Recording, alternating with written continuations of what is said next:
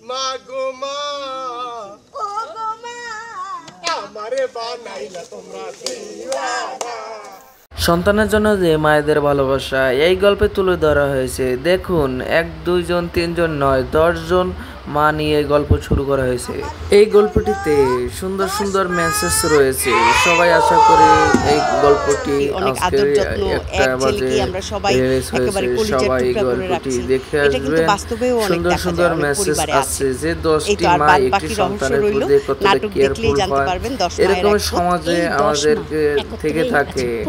তো খুব সুন্দর একটি নাটক দেখে ভালো লাগলো, ভীষণ ভালো লাগছে, করেছিলাম, আনন্দ করে কিছু ভিডিও নিয়েছি, আপনাদের মাঝে শেয়ার করলাম। এর আগে এমন কাজ আমরা করিনি। এইটা আসলে অন্যরকম অনুভূতি।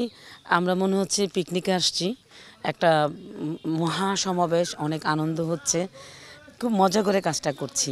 এরকমভাবে আমরা কখনোই একসাথে এতগুলো মা কখনো হইনি আর হবও না মনে হচ্ছে। অবশ্যই এটা আমাদের একটা ভালো স্মৃতি হয়ে থাকবে। এত ভালো লাগছে আমার যে আমরা একসাথে 10টা মা, মানে এটা কখনোই সম্ভব না। আমার মনে হয় আকাশের 10টা নক্ষত্রের মতো উজ্জ্বল নক্ষত্রের মতো হয়ে থাকবো। আজকে যে আমি কাজ করতেছি আমার কিন্তু সেটা মনেই হচ্ছে না। আমার মনে হচ্ছে আমরা 10টা বোন, মানে অনেক দিন পরে বাবার বাড়িতে আসছি, খুব আনন্দ করতেছি। আমাদের সোসাইটির জন্য কোনো মেসেজ ক্যারি করে না, সেই গল্প আমি তো করি না সচরাচর।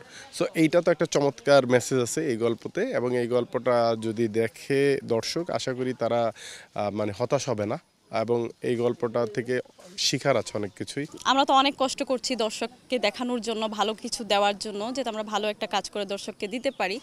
আর আমাদের 10টা মা সবাই অনেক সিনিয়র আর্টিস্ট, সবাই অনেক ভালো আর্টিস্ট, সবাই অনেক কষ্ট করছে, আমরাও অনেক কষ্ট করছি। সো আশা করি দর্শকরা অবশ্যই দেখবেন, অবশ্যই আমাদেরকে ভালোবাসা দিবেন।